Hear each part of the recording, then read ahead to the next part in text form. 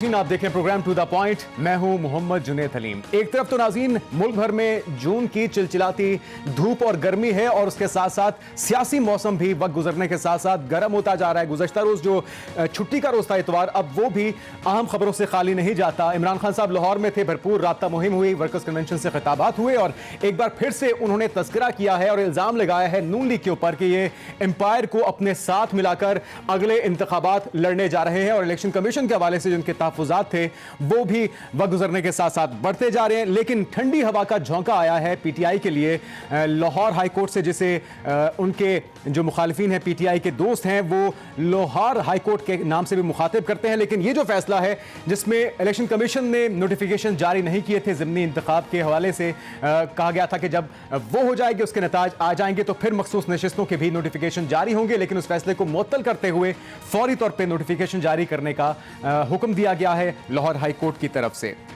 इसके अलावा नाज़रीन अगर बात की जाए PK7 सवात की, वहां से भी तहरीक इंसाफ ने कामयाबी हासिल की है। ANP के रहनुमा को शिकस्त दी है। ये सीट भी उन्हीं की थी और उन्हीं के रुकन की वफात के बाद यहां पे इलेक्शन कराया गया था और इसको कहा जा रहा है कि जी PDM को शिकस्त दी है PTI ने तनहा। अगर बात की जाए सिंध के बल्दियाती इलेक्शन की तो उसके हवाले से तीर चला तो है, तीर ने सफाया तो किया है, लेकिन उस पर भी जो उनके अपने इत्तेहादी हैं इस हुकूमत के यानी कि MQM और JUI उनकी तरफ से धांधली के इल्जामात लगाए जा रहे हैं और दूसरे ऑप्शंस पर गौर करने की बात भी MQM के कुछ दोस्तों की तरफ से की जा रही है, जिसके बाद ये शकूक व शुबात पैदा हो गए हैं कि अभी से अगर आगाज में ही इत्तेहादियों को तहफ़्फ़ुज़ात हैं तो फिर आगे चल के ये ऊंट किस करवट बैठ सकता है। सिर्फ ये नहीं, असलम बोतानी साहब हो या फिर खालिद मगसी साहब हो, उन्होंने भी अपना इज़हार ख्याल करते हुए अपने तहफ़्फ़ुज़ात का अभी से इज़हार कर दिया है। इन दोनों रहनुमाओं ने क्या कहा है पहले वो सुनिए, फिर मज़ीद बात करते हैं।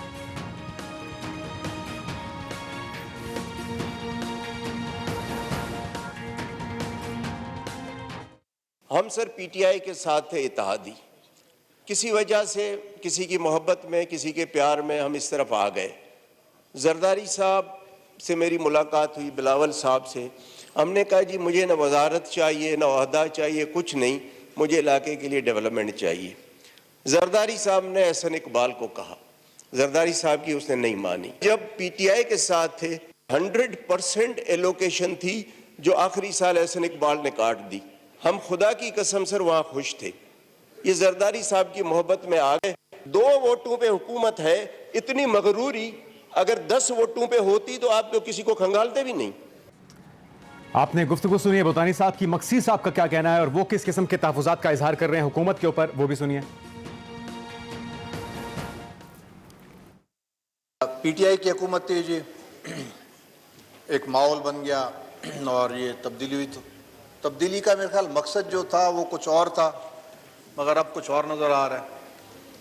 उस वक़्त हम प्यारे भी बड़े लगते थे, चक्कर भी हमारे पास बड़े लगते थे। अब बात करते हैं तो मुंह मोड़ते हैं, थोड़ा ज़रा हमारी शक्ल भी अच्छी नहीं लगती। और नहीं तो सूखा अखलाक ही दिखा दें। कमेटी मांग रहे हैं, बाकी जगहों का फैसला करके बैठ जाते हैं, हमें ऑन बोर्ड ही नहीं लेते। अगर छोटी मोटी मिनिस्ट्री मांगते हैं तो कहते हैं जी विदाउट पोर्टफोलियो। अब वो झाड़ू तो नहीं लगाना, विदाउट पोर्टफोलियो क्या करना है। नाज़रीन ये तो हो गए इत्तेहादियों के बयानात और उनके तहफ़्फ़ुज़ात, लेकिन अगर बात की जाए मौजूदा हुकूमत की, उनकी डिलीवरी और परफॉर्मेंस की, गो कि अभी वक्त तो बहुत कम हुआ है, उन्हें मजीद वक्त मिलना भी चाहिए। लेकिन मुश्किल फैसले, गैर मकबूल फैसले, नापसंदीदा फैसले करने के बावजूद महंगाई का जिन काबू में नहीं आ रहा, लोड शेडिंग को कंट्रोल नहीं किया जा रहा और मुसलसल जो कारोबारी तबका है उसकी गैर यकीनी की सूरत हाल भी बरकरार है। और ऐसे में नाज़रीन इसहाक डार साहब के वापसी की बातें हो रही हैं। अगर उन्हें वापस आना ही था और उनका फॉर्मूला चलाना ही था तो फिर इतनी देर क्यों की गई? क्योंकि ये जो सारी महंगाई और डील हो चुकी है IMF से, यकीन दहानियां हुई हैं, ये सारा कुछ में उनको शामिल क्यों नहीं किया गया? ये सारे सवालात आज अपने मेहमानों के सामने रखेंगे। अपने मेहमानों का तारुफ आपसे करवा देते हैं। आलिया हमजा साहिबा पाकिस्तान तहरीक इंसाफ की रहनुमा हमारे साथ होंगी। सेनेटर अफरानुल्लाह खान साहब मुस्लिम लीग नून के रहनुमा हमारे साथ मौजूद होंगे और इसके साथ साथ हैदर वहीद साहब सीनियर तज्ज़ियाकार हमारे साथ मौजूद होंगे। अब सब मेहमानों को वेलकम कहते हैं। पहला सवाल अफनान साहब आपसे ही है कि आपके जो इत्तेहादी हैं उनकी तरफ से अभी से तहफ़्फ़ुज़ात का इजहार किया जा रहा है, चाहे वो सिंध में होने वाले बल्दियाती इंतखाबात हों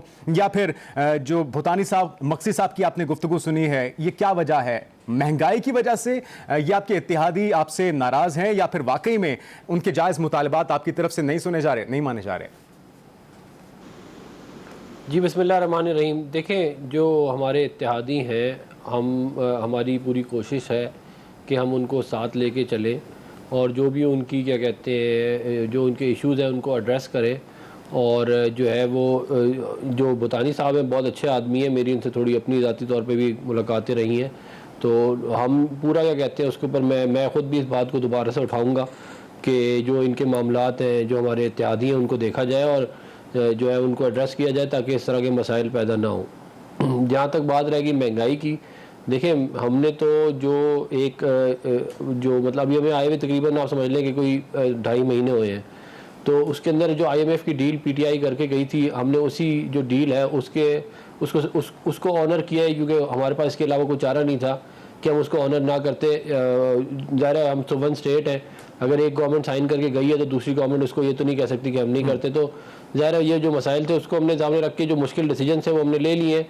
अगले 6 से 8 महीने इंशाल्लाह अल्लाह ताला जो है वो खैर से गुजार दे, उसके बाद ये थोड़ा सा मुश्किल है, इसके बाद आगे अल्लाह ताला बेहतर करेगा। महंगाई पे मजीद भी बात करेंगे अफनान साहब, लेकिन ये जो MQM को और JUI को तहफ़्फ़ुज़ात हैं कि जिन हलकों पे वो जीत रहे थे उन इलेक्शंस को, उन नताइज को रोक लिया गया है, धांधली हुई है, और वो कहते हैं कि जिस तरह हम मैंडेट तस्लीम करते हैं पीपल्स पार्टी का, पीपल्स पार्टी भी हमारे मैंडेट को तस्लीम करे। तो ये अगर अभी से शुकूक व शुबात सामने आ गए और अभी से ये इल्ज़ामात लगना शुरू हो गए तो फिर तहरीक इंसाफ तो पहले ही तहफ़्फ़ुज़ात का इजहार कर चुकी है, किस तरह से मामला आगे बढ़ेंगे? देखिए इसमें तो कोई शक नहीं है कि इलेक्शन के जो प्रोसेस है उसको जो है वो ट्रांसपेरेंट होना चाहिए और वो मतलब कि सबके लिए बराबर होना चाहिए। ये नहीं हो सकता कि वो किसी एक पार्टी को जो है या किसी एक शख्स को या किसी को भी फेवर करे। तो उसके अंदर जो जमीयत उलमा इस्लाम के जो तहफ़्फ़ुज़ात हैं उनको क्या कहते हैं एड्रेस करने के लिए उन्हें जो भी उन्होंने मुझे यकीन है कंप्लेंट फाइल की होंगी ECP के साथ, तो ECP रेलेवेंट डिपार्टमेंट है जो इस मामले को देख सकता है और ECP को इसको देखना चाहिए और अगर इसके अंदर कहीं कोई बेकायदगी है तो उसको जो है फिर एड्रेस करना चाहिए। ये ज़ाहिर है देखें आवाम का एतमाद इलेक्शन प्रोसेस के ऊपर जितना ज़्यादा होगा उतना ही बेहतर है और अगर उसके ऊपर कम होगा तो वो उतना ही बुरा है जमहूरियत के लिए। तो इसके अंदर जो है वो मतलब कि जो भी मामलात हैं उनको एड्रेस करना जो है वो ECP का काम है और मुझे यकीन है वो करेंगे। आलिया साहब, आपको क्या लग रहा है कि ये जो इत्तेहादी हैं वही इत्तेहादी जो कि आपके इत्तेहादी रह चुके हैं अब इस हुकूमत का हिस्सा हैं, क्या उन्हें अपनी गलती का एहसास हो रहा है, इस वजह से इस तरह के बयान सामने आ रहे हैं? बिस्मिल्लाहिर्रहमानिर्रहीम। थैंक यू जुनेद साहब। जुनेद साहब सबसे पहले तो वो कहते हैं ना तेरी याद आई तेरी जाने के बाद, तो अब इनको जितनी मर्जी याद आए जाए, पहले तो इनसे अवाम को ये सवाल करना चाहिए और अवाम को इन मुनाफिकों को आप पहचान लेना चाहिए। इसलिए पहचान लेना चाहिए कि आज भी जब ये बोल रहे हैं ना तो ये सिर्फ अपने जाती मकासद के लिए बोल रहे हैं। एक को फंड्स नहीं मिल रहे तो फंड्स के लिए किसी सेक्टर कमांडर को कॉल करके PSDP में अपने फंड्स डलवा रहे हैं। दूसरा ये कह रहे हैं मुझे छोटी मोटी वजारत नहीं मिल रही और अगर वजारत मिल भी रही है तो पोर्टफोलियो के बगैर मिल रही है, तो इनको अवाम से क्या हमदर्दी है। तीसरे कल MQM वाले आए हुए थे, MQM वालों को बड़ी अच्छी तरह से पता चल गया कि जो कराची और हैदराबाद में उनके अगले फेज में हाल होना है वो भी उन्हें नविश्ता दीवार नजर आ रहे हैं। और दूसरी बात ये क्या मतलब, ये तो महंगाई पे इन्होंने हमारा साथ छोड़ा था। आज जो हम 11% की महंगाई थी आज तो 28% की महंगाई हो गई है। आज तो जो हालात हैं यहाँ आप देख लें, मैं लोड शेडिंग में बैठकर इस वक्त प्रोग्राम करी हूँ, 12 से 14 घंटे की लोड शेडिंग है।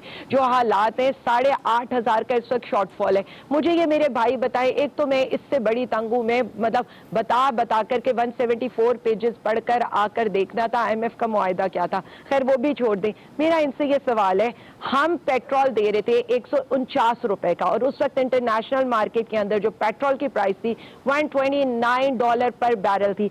आज की तारीख में $106 पर बैरल से कम हो चुकी है और ये 234 का दे रहे हैं, लेकिन इनको फिर भी समझ में नहीं आ रही। अभी 10 जुलाई से इन्होंने 10 रुपए उसमें बढ़ाना है। हमें ये कहते रहे ना हमने IMF से 33 रुपीज बढ़ाने का मुआहिदा किया था, ये तो IMF के साथ 50 रुपए बढ़ाने का मुआहिदा आता हूं, लेकिन ये जो अभी आप ये कह रही हैं इनके इत्तेहादियों से मुतल्लिक इनको मफाद परस्त कह रही हैं आलिया साहबा, कल को आपको भी इनकी जरूरत पड़ सकती है और अगर वो वापसी के लिए कोई राब्ता करते हैं तो मेरी एक बात सुन लें, वापसी के दरवाजे बंद कर दिए गए तहरीक इंसाफ की तरफ से। सुन लें मेरी देखिए जी, मेरी एक बात सुन लें, हम सिर्फ इतना समझते हैं अवाम में जाना चाहिए।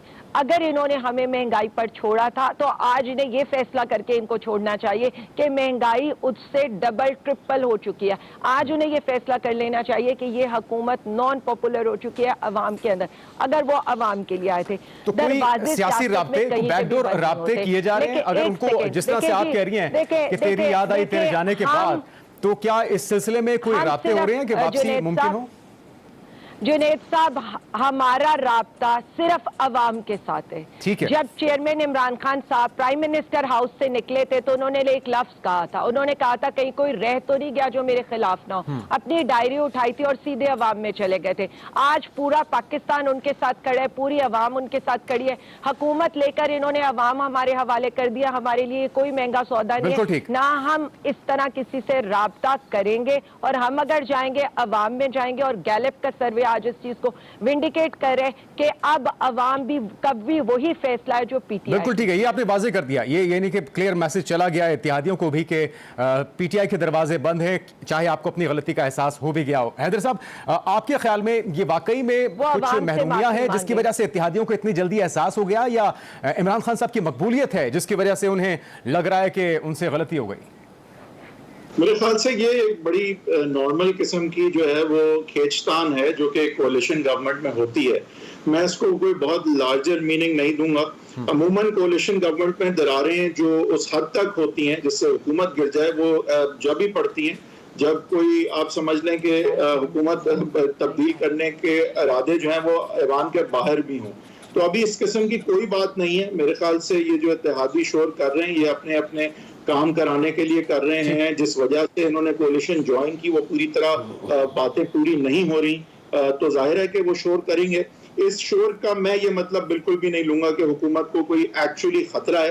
हाँ, पंजाब में एक अलग बात है, आज जो जजमेंट आई है उसके बाद क्या सिचुएशन डेवलप होती है वो उसकी अलहदा से हमें बात करनी पड़ेगी। लेकिन ये जो एलाइज का रोना धोना है, मेरे ख्याल से I don't think it will result in के कोई कोalition गवर्नमेंट को उससे बराह रास्त इवन बिलवास्ता खतरा है इस वक्त। लेकिन ये जो मुतालबात नहीं माने गए थे और इन्हीं मुतालबात के ना माने की वजह से ही पीटीआई को छोड़ के इस हुकूमत का हिस्सा बनने का इन इत्तेहादियों ने फैसला किया। कितनी देर तक सिर्फ तसल्लियों पे इनको चलाया जा सकेगा और अल्टीमेटली इनके जो डिमांड्स हैं वो आपको लगता है कि पूरी करनी पड़ जाएंगी इस हुकूमत को, वरना और कोई चारा नहीं है? देखिए, कुछ हद तक पूरी कर भी लेंगे, कुछ हद तक पूरी नहीं भी करेंगे, उससे कोई फर्क पड़ेगा नहीं। इन्होंने जाना कहीं भी नहीं है और इसी तनख्वाह पे ये नौकरी करते रहेंगे। अच्छा। जाहिर है कि ये ऊंच नीच चलती है कोalition में और ये चलेगी। मैं इसको ज्यादा मायने खेज नहीं समझता इस वक्त। ठीक है, लेकिन अगर हम आ जाते हैं अब दूसरे मामले की तरफ, जो इल्जामात लग रहे हैं धांधली के, पीटीआई तो अपने तहफुजात का इजहार कर चुकी है कि जी एम्पायर को मिला के खेला जा रहा है और 17 जुलाई का जो इंतखाब है उस पर सबकी नजरें हैं। लेकिन उससे पहले बल्दियाती इंतखाबात के अंदर भी एक फूट देखी, लड़ाई झगड़े और इत्तेहादियों में भी आपस में जो टकराव हुआ है। आपको क्या लग रहा है कि इसमें आने वाले दिनों में मजीद शिद्दत बढ़ेगी और सवालात मजीद होंगे इलेक्शन कमीशन की जानिबदारी को लेकर?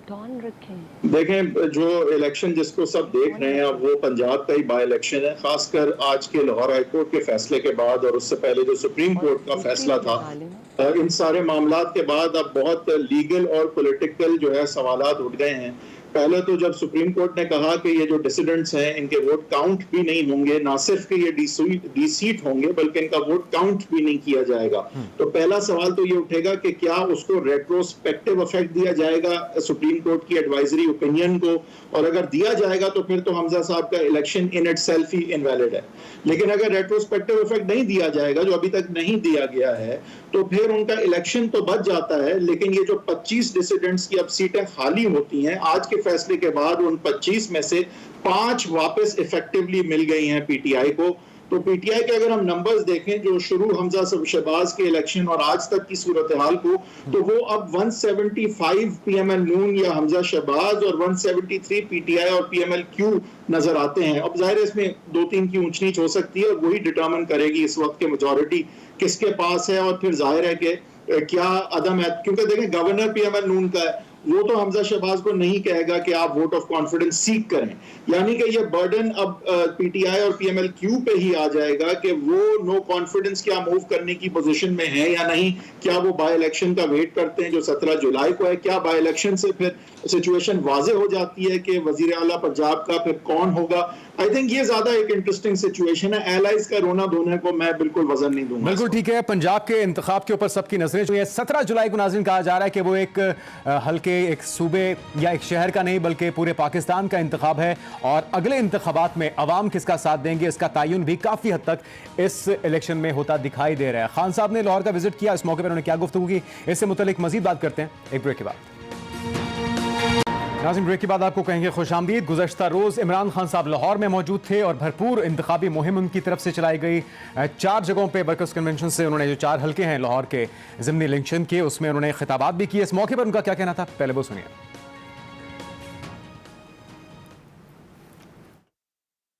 बाशऊर पाकिस्तानियों, आप तैयार हो जाएं। इंशाअल्लाह एक तो हमने चोरों को शिकस्त देनी है, इन लोटों को शिकस्त देनी है। आज हमने इनके एम्पायरों के बावजूद इनको शिकस्त देनी है।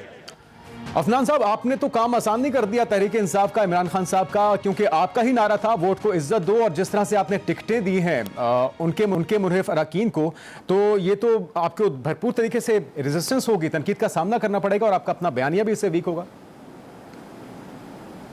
देखें, हमने जो है वो जो मतलब कि हमारे मुनरफ अरकान थे, जिन मतलब कि जो ज़ाहिर है हमारी तरफ आ गए थे, तो हमने फिर उनसे उनको हमने कहा था कि हम उनको कॉम्प्रोमाइज़ करना पड़ा ना फिर।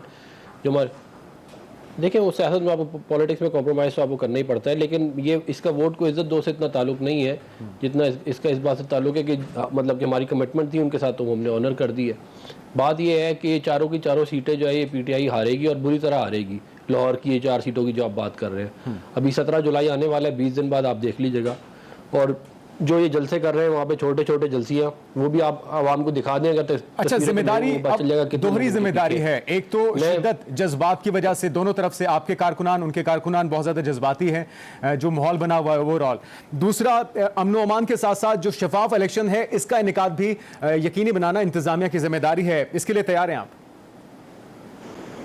बिल्कुल। देखें, हमने जो है वो देखें, हमारे टेन्योर पे इतने सारे बाई इलेक्शंस हुए 2013 से 18 में, और कभी भी कोई इतना मेजर कोई क्या कहते हैं इवेंट नहीं हुआ जैसे डस्का में हुआ। जैसे क्या कहते हैं आप, मतलब कि आपने देखा क्या कहते हैं कैसे ऑपोजिशन को दीवार से लगाया गया पिछले पौने 4 साल के अंदर, झूठे केसेस बना के अंदर किया गया। तो हम तो बिल्कुल क्या कहते हैं एक इक्विटेबल एनवायरनमेंट देना चाहते हैं तमाम जो है लोग, और ECP का प्राइमरीली ये काम है और वो कर भी रहे हैं। तो बात जहाँ तक मैं ये एक चीज़ करना चाहूँगा कि इन्होंने कहा कि जी $129 पर बैरल था जब ये $150 लीटर दे रही थी। मैंने भी चेक किया, 11 अप्रैल को $99 पर बैरल था। अभी आप चेक कर ले, मैं अगर आप कहते हैं तो मैं व्हाट्सएप भी कर देता हूँ। फिर जो गैलप का सर्वे इन्होंने रेफर किया है, 78% लोगों ने PTI को ये मशवरा दिया है कि आप अपने मामलात रोड पे ना मसले हल करें, आप जाके असम्बली में अपने जो भी मामलात है सियासत करें, रोड पे ना करें। 52% लोगों ने ये कहा है कि अगले 6 महीने में हालात बेहतर हो जाएंगे, इसी गैलप सर्वे के अंदर। और ये जो टोटल इस गैलप सर्वे के अंदर जो सैंपल साइज था, उसके 76% लोग PTI के वोटर थे। तो अब आप खुद सोच लें कि ये PTI के वोटर इनको ये कह रहे हैं कि तुम ये जो गली और मोहल्लों में फजूल का क्या कहते हैं कहानियां बनाई हुई, इसको बंद करो और जाके असेंबली में अपनी सियासत करो। और वो ये भी समझते हैं कि 52% के आगे जाके हालात बेहतर हो जाएंगे। तो बात ये है कि देखें, लेकिन इस्तीफे देना तो उनका आईनी हक है ना। वो कहते हैं कि हम इस इंपोर्टेड हुकूमत को, इसकी पार्लियामेंट को तस्लीम नहीं करते, तो इस वजह से हम इसमें शामिल नहीं है। ठीक है, ये तो उनका हक है। ठीक है, अगर वो नहीं, देखें वो हर किसी का जमहूरी हक है अगर कोई ओपिनियन बिल्ड करना चाहता है, लेकिन ज़ाहिर हवा में तो मतलब आपने कोई कहानी बनानी है, आप जो मर्जी बना लें। लेकिन बात यह है कि आवाम जो है वो इन चीज़ों में, इन कहानियों में इंटरेस्टेड नहीं है। वो ना क्या कहते हैं ये इम्पोर्टेड मतलब गवर्नमेंट वाली कहानी में इंटरेस्टेड है ना किसी। अगर ये होते तो फिर ये 76% इनके जो वोटर हैं वो क्यों कह रहे हैं कि जाओ जाके असेंबलियों में सियासत करो। और 78% कह रहे हैं उस मतलब कि टोटल का। ठीक है आलिया साहब, ये जो इल्जाम अभी से लगाया जा रहा है कि जो एम्पायर को साथ मिला के खेलने की कोशिश की जा रही है, क्या ये पहले से कोई खदशा है कि अगर हार गए तो हमारे पास जवाब होगा कि हमें पहले ही तहफ़्फ़ुज़ात थे, इन्होंने मिलकर खेला है, ये इस वजह से बयानिया बनाया जा रहा है, या वाकई में कुछ सबूत भी हैं? जुनेद साहब, मुझे ना बड़ी हंसी आ रही है 2-3 बातों की। पहले मैं अभी ये बता देती हूँ कि हम ये बयानिया क्यों बना रहे हैं। आज के असलम बोतानी साहब का जो स्टेटमेंट है, मैं ज़रा उसको रिफ्रेज कर देती हूँ। उन्होंने सिर्फ इतना कहा उन्हीं के अल्फाज में। फिर मैंने सेक्टर कमांडर को कॉल किया, जिससे बाद में मेरी स्कीम PSDP का हिस्सा बनाई। मैंने जरदारी साहब को कहा, लेकिन नहीं हो सका। असलम बोतानी साहब की स्टेटमेंट है, ज़रा उनकी भी मैं सुना दूँ। तब्दीली का मकसद कुछ और था, लेकिन अब कुछ और नज़र आ रहे हैं। ये कह रहे हैं खालिद मक्सी साहब बाप के, जो जिनके साथ इन्होंने एलाइज थे इनके। अब आप मुझे ये बता दें, बयानात आप सुनवा रही हैं, आप इनको मुखात परस्त कह चुकी हैं अभी। सुन ले सुन लेना, सुन तो लेना। मैं इनके तो अपने एलाइज यानी अपने मोरे ही बेनकाब कर रहे हैं पूरी की पूरी शतरंज को जो ये बिछा कर गए थे। इसलिए मैं इससे ज्यादा कुछ नहीं कहना चाहती। चले अब मेरे सवाल पे आ जाइए। पता है कि हम एक तरफ खड़े हैं, बाकी इंतजामिया बाकी सारे जिस तरह से जो कुछ हो रहा है ना, मैं आ रही हूँ मैं 2-3 बातों के ऊपर। मेरे भाई ने चले ये तो मान लिया 149 रुपए का हम पेट्रोल रख कर गए थे। इनसे पूछे कितने महीने तक हमने इसको कांस्टेंट रखा था, किस डेट से किस डेट तक रखा था। एक दिन की एवरेज निकाल के या एक दिन की वो करके पिछले 1.5 हफ्ते वो फिर खान साहब का बयान याद आ जाता है ना कि उन्हें 1 साल पहले पता था ये साजिश का। नहीं एक सेकंड देखें, वो तो बहुत लंबी स्टोरी है। वो तो मैं अगर साजिश पूरी बेनकाब करूं ना, जो मैं इंपॉर्टेंट बात करना चाह रही हूँ। दूसरी बात, इन्होंने गैलेप सर्वे बड़ी खूबसूरती के साथ इन्होंने कह दिया पीटीआई का वोटर सपोर्टर था। आज तक तो हमें यही पता था गैलेप तो इनके घर की लौंडी है, गैलेप तो इनके घर बैठ के सारे सर्वे बनाता है। आज गैलेप का सर्वे अप्रैल का और जून के सर्वे के अंदर अगर इनको नजर नहीं आ रहा कि लोगों का पब्लिक सेंटीमेंट कहां से कहां चेंज हो चुका है, तो फिर मैं सिर्फ इतना ही कह सकती हूँ कि ये जानबूझ के इस चीज को इग्नोर करें, पब्लिक के सेंटीमेंट को। पब्लिक का सेंटीमेंट जो ये कहता था इमरान खान का साजिश का बयानिया, आज 67% लोग, जो कल 40% थे, आज 67% लोग ये कह रहे हैं कि साजिश की वजह से इमरान खान साहब को निकाला गया। वो ये कह रहे हैं महंगाई बढ़ी है, वो ये कह रहे हैं फौरी तौर पर इलेक्शन में जाओ। अब ये उसको जिस तरह मर्जी ट्विस्ट कर लें। अभी ज़मीनी इंतखाब में क्या कोई डर है पीटीआई को, या फिर आपके पास सबूत है इलेक्शन कमीशन की मिलीभगत होने के? मैं वही आ रही हूँ। मैं 2 बातों पर बात करूंगी। एक, मैं चीफ इलेक्शन कमिश्नर साहब के ऊपर बात करूंगी, चीफ इलेक्शन कमीशन के ऊपर बात करूंगी, और दूसरा मैं बात करूंगी पॉलिटिकल विक्टिमाइजेशन के ऊपर। बात सादा सी है, चीफ इलेक्शन कमिश्नर साहब को तो कल के सिंध इलेक्शन के ऊपर ही जो लोकल बॉडी है रिजाइन कर देना चाहिए। उन्हें तो आज लाहौर हाई कोर्ट की जजमेंट के ऊपर ही आज रिजाइन कर देना चाहिए, जिन्होंने कहा है कि 224(6) आर्टिकल जो है उसके लिहाज से यहाँ पर आपने क्यों 5 अरकान का अभी तक नोटिफिकेशन नहीं किया, जो आइन और कानून के लिहाज से जस्टिफाइड था। इससे तो पूरा यानी ये जो जितने अरसे में पंजाब हुकूमत हुई है, वो जो हमारे अनोखे लाडले की है, तो वो तो बिल्कुल खत्म होनी चाहिए थी। इनकी तो किसी किस्म की अददी बरतरी। लेकिन ये कहा जाता है कि जी आपका ममनुआ फंडिंग का केस चूंकि अभी कुछ ही दिन में सुनाया जाना है, इस वजह से इन तहफुजात का इजहार कर रहे हैं आप लोग। बता दें 5 हमारे नोटिफिकेशंस करने का क्या ताल्लुक है फॉरेन ममनुआ फंडिंग के साथ? आप मुझे एक बात बता दें, उस पर भी मैं बाद में आऊंगी। ये कल के लोकल बॉडी इलेक्शन का क्या ताल्लुक है?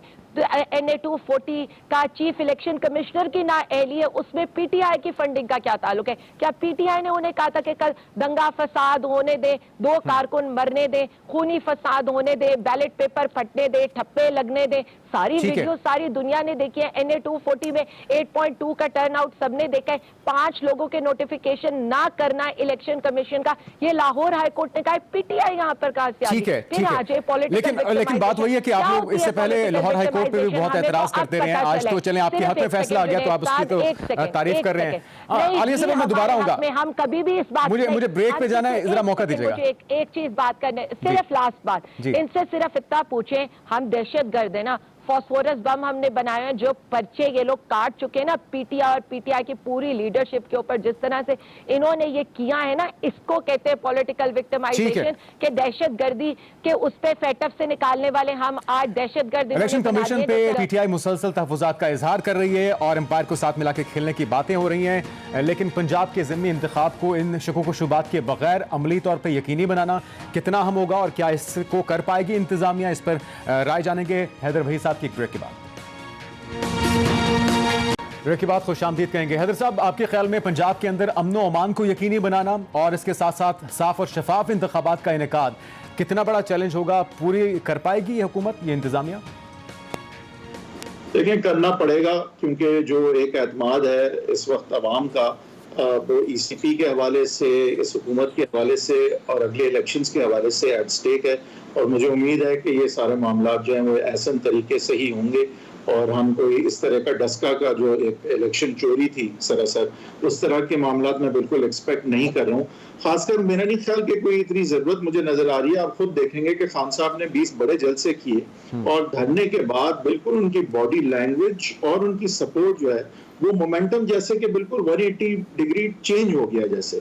अब आप देखेंगे लाहौर के 4 हलकों में उनके वर्कर्स कन्वेंशन जो है वो शॉकिंगली ऑर्डिनरी थे कंपेयर टू अगर हम उनके 20 जलसों की बात करें और जिस मोमेंटम के साथ वो धरने में गए थे। और फिर धरना जाहिर है कि बहुत बड़ा फेलियर रहा और उसके बाद से मोमेंटम जिस तरह से चेंज हुआ है और उनकी अपनी बॉडी लैंग्वेज उस चीज की अक्कासी कर रही है। वो क्योंकि लीडर हैं तो जब लीडर की अपनी बॉडी लैंग्वेज कमजोर पड़ जाए, जो कि मुझे कम से कम उनको देखने से कमजोर नजर आ रही है, तो फिर साथ साथ जो है वो जाहिर है कि लोगों का एतमाद भी जो है वो टूटना शुरू हो जाता है। और मेरा नहीं ख्याल कि खान साहब अगर लाहौर में जहाँ पे जो मोमेंटम जो ट्रेंड सेट करता है बाकी पंजाब के लिए, अगर वहां पे रिस्पांस अच्छा नहीं आया, जबकि इतने बड़े जलसे वहां उन्होंने किए, लाहौर में खुद बहुत बड़ा जलसा उन्होंने किया, अगर उसके बाद हम देखते हैं कि ये मोमेंटम टूट रहा है, तो मेरे ख्याल से ये जो बाय इलेक्शन है, एक तरफ गवर्नमेंट अपने चैलेंजेस के साथ जरूर जा रही है, लेकिन खान साहब भी जो कैपिटलाइज कर सकते थे, जो आज उनका मोमेंटम होना चाहिए, ये ना भूले जुनेद के जब धरना फेल।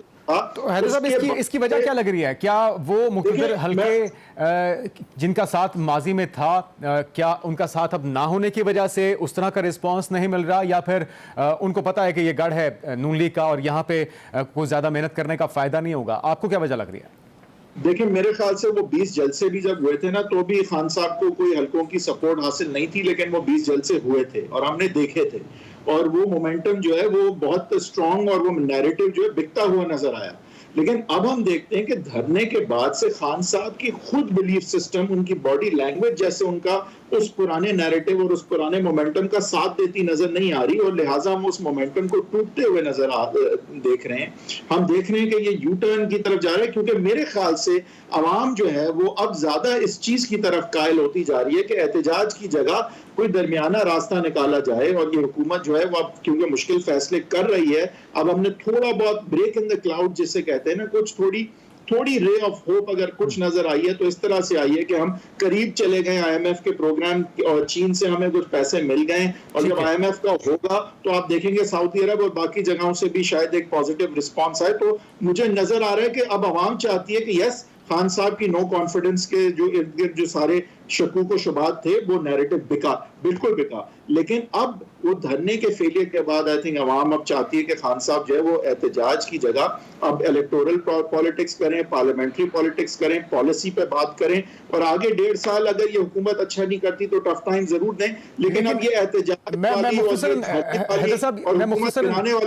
नहीं चलेगी। मैं ये जानना चाह रहा हूँ मुख्तसरन आपसे कि जो फैसला आया है हाई कोर्ट का इसके बाद और ये जो 20 ज़िमनी इलेक्शन है पंजाब के, आपको लग रहा है कि हमजा शहबाज की सीट खतरे में है और वो वजारत आला छीन सकती है उनसे?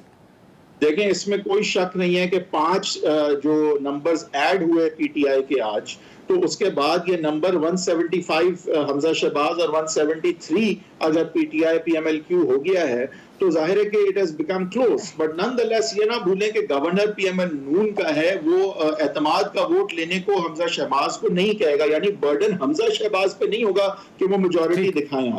आज बर्डन होगा कि नो कॉन्फिडेंस पीटीआई के और पीएमएलक्यू की ऑपोजिशन लेके आए और वो मेरे ख्याल से इस वक्त शायद उस पोजीशन में अभी भी नहीं है। और बाय इलेक्शन का मोमेंटम खान साहब के लाहौर के कम से कम वर्कर्स कन्वेंशन दिखा रहा है कि वो मोमेंटम भी उनके पास उस तरह से नहीं है जिस तरह से होना चाहिए। 14 घंटे की लोड शेडिंग और इतनी कीमतों के बाद अगर लाहौर में ही नहीं है तो मुझे नहीं नजर आ रहा कि खान साहब के हक में बात जा रही है। ठीक है अफनान साहब, गोके जिस तरह से हैदर साहब कह रहे हैं कि इनकी बात मानने बजाय वो मोमेंटम दिखाई नहीं दे रहा, वो रिस्पांस नहीं आ रहा, लेकिन लीडर्स के मैदान में आने से मेन स्ट्रीट लीडरशिप के फर्क तो पड़ता है, अवाम मोबिलाइज होती है, उसका असर भी आता है। तो अभी तक नून लीग की तरफ से शहबाज शरीफ साहब और हमजा शहबाज साहब यकीनन उनके ऊपर आईनी पाबंदी है, वो तो कैंपेन में हिस्सा नहीं ले सकते, लेकिन मरियम साहबा मैदान से गायब हैं और अभी तक उन्होंने उस तरह से हिस्सा नहीं डाला इस कैंपेन के अंदर। इसकी वजह क्या है? क्या उनके माजी के अपने बयानात लोटों से मुतल्लिक इस वजह से हिस्सा नहीं ले रही वो? नहीं, देखें आप आने वाले दिनों में देखेंगे कि इंशाल्लाह मरियम नवाज साहिबा जो है वो जो कन्वेंशंस भी करेंगी और जलसे भी करेंगी इन इलाकों के अंदर, और वो ख़ुद जो है वो मोबिलाइज कर रही हैं वर्कर्स को भी। और आपको मालूम है कि she is a crowd puller और हमें बड़ा हमारे लिए बड़ी एक she is an asset for our party कि वो जहाँ जाती हैं अवाम जो है वो निकल आती है, तो वो लीड करेंगी इस कैंपेन को। और हम काफ़ी कॉन्फिडेंट हैं कि हम जो है वो इजीली क्या कहते हैं 14 से 15 सीटें इंशाल्लाह 20 में से। लेकिन आप इजीली कह रहे हैं, इस महंगाई के लोड शेडिंग के बावजूद आपने डेट दे रखी है 30 जून की, 2 घंटे तक लोड शेडिंग की, लेकिन अभी तक कोई आसार दिखाई नहीं दे रहे, महंगाई भी काबू से बाहर है, फिर कितना ईजी होगा आपके लिए? देखें आवाम इस बात को समझती है। देखें हम आवाम को ये नहीं कहते कि आप हमारे पिछले 2.5 महीने की परफॉर्मेंस देखें, हम आवाम से ये कहते हैं कि वो हमारी 2013 से 2018 की परफॉर्मेंस देखें, और आवाम सिर्फ इस बात को याद करे कि उनका हाल 2018 में बेहतर था कि 2019 में, 20 में, 21 में, 22 में यहाँ में बेहतर था। तो अब आवाम को इस बात का जवाब मालूम है कि किसने 50 रुपये किलो चीनी छोड़ी, किसने 35 रुपये किलो आटा छोड़ा, किसने 87 रुपये लीटर पेट्रोल छोड़ा, किसने 115 रुपये का डॉलर छोड़ा। ये आवाम भूली नहीं है, कहते हैं आवाम की कोई इतनी कच्ची नहीं होती वो मेमोरी के वो भूल जाएं। अभी मुश्किल वक्त ज़रूर है। हमने भी जब 2013 में हमारी हुकूमत आई थी तो हमने पहले 2-2.5 महीने में तो मसाइल हल नहीं किए थे ना, हमें 1.5-2 साल लग गया था। वॉर ऑन टेरर चल रही थी, जो है वो महंगाई आउट ऑफ कंट्रोल थी, सीपैक नहीं था, मईशत का पहिया रुका हुआ था, हमें उसे करने में सब कुछ 2 से 2.5 साल लगे थे। तो अभी भी हमें टाइम लगेगा, लेकिन आवाम को इस बात का एतमाद है कि अगर वो डिलीवर कर सकता है तो वो PMLN और नवाज शरीफ ही डिलीवर कर सकते हैं। ठीक है, चलिए मैं आलिया साहब आपको पूरा टाइम दूंगा क्योंकि अभी वक्त कम है, एक ब्रेक लेने, ब्रेक के बाद आपकी राय जानते हैं।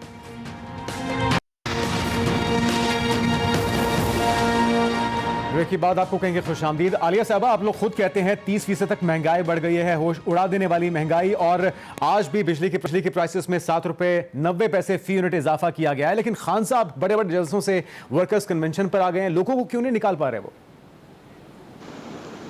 मुझे तो ये समझ में नहीं आ रही जुनेद साहब, ये कौन से लेंस से देख रहे थे वहीद साहब खान साहब के जलसों को? मुझे लगता है समा के लेंस से देख रहे होंगे, तभी इन्हें वहां पर लोग नजर नहीं आए हैं।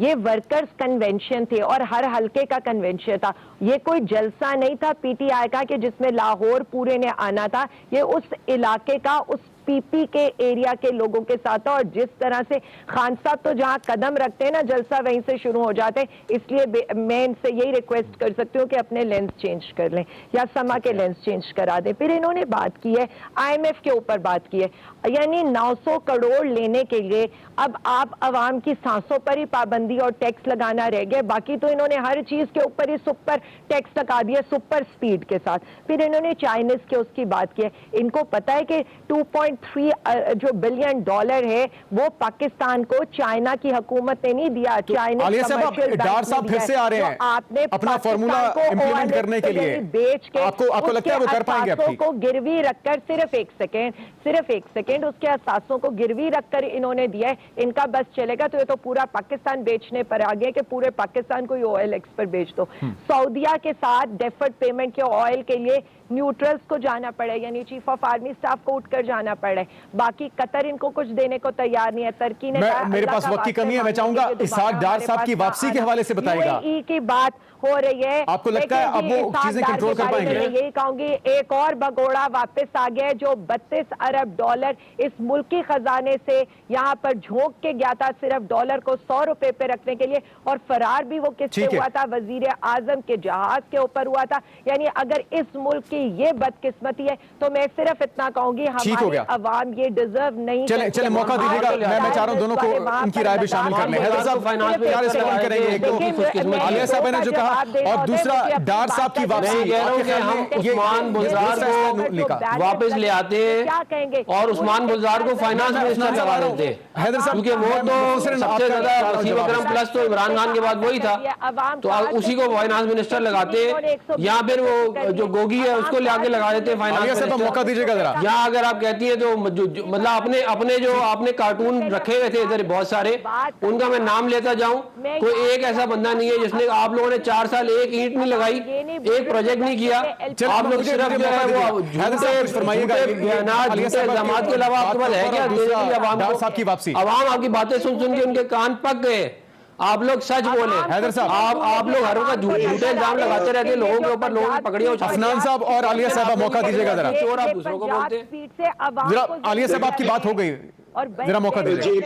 जुनैद साहब देखें, आपके सवाल, आपका ये एक इंटरेस्टिंग बात है कि देखें ये PTI की हुकूमत में भी हुआ था और एक हद तक नून लीग में भी, जब ये बात तय नहीं हो पा रही थी कि क्या फौरी इलेक्शन कॉल करने हैं या फिर हमने मुश्किल फैसले करके पूरे 1.5 साल गुजारने हैं, तो उस दौरानिए में जो डिले आ गया और हम IMF के पास बर वक्त ना जा सके, तो जरूर उस टाइम लैग और इन डिसीजन की वजह से और बर वक्त फैसले ना करने की वजह से और फ्यूल की प्राइसेस जो इंक्रीमेंटली मरहला आवाम को कीमत चुकाना पड़ी की जगह ये जो एकदम से चीजें करनी पड़ी, इसका एक इफेक्ट तो आया है।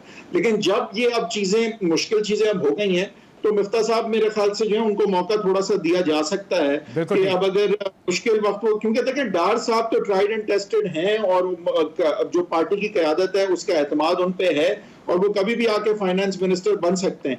लेकिन एक स्टेप आई थिंक कि मिफ्ता साहब भी कंप्लीट कर ले थोड़ा बहुत, जब उन्होंने मुश्किल वक्त गुजारा है। आपके ख्याल में उन्हें मौका मिलना चाहिए?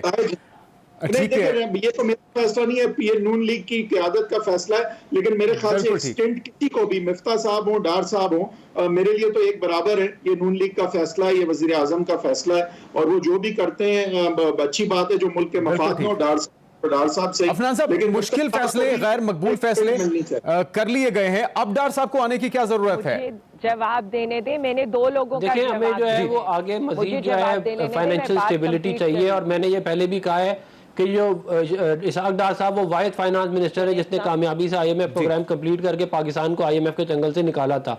तो हमें ऐसे ही बंदा चाहिए जो आगे हेम्स ऑफ अफेयर के ऊपर ऐसे बंदे को पहले लाना चाहिए था। करके दिखा चुका तो सारा कुछ हो गया, अब तो फैसले भी हो गए, महंगाई भी मुसल्लत हो गई और अब जब मुस्तहकम होने की बारी आई है, लेकिन आगे मजीद जी चले आलिया साहब आप रिस्पॉन्ड कीजिएगा कि जो है वो मजीद जो है वो इनके तजुर्बे से फायदा उठाया जाए ताकि जो है वो रुपया जो है उसको स्टेबलाइज किया जाए, पाकिस्तान की चले। ठीक है, आप तमाम मेहमानों की तशरीफ का बहुत शुक्रिया। आज के प्रोग्राम से इतना ही, इजाजत दीजिए, अल्लाह हाफ़िज़।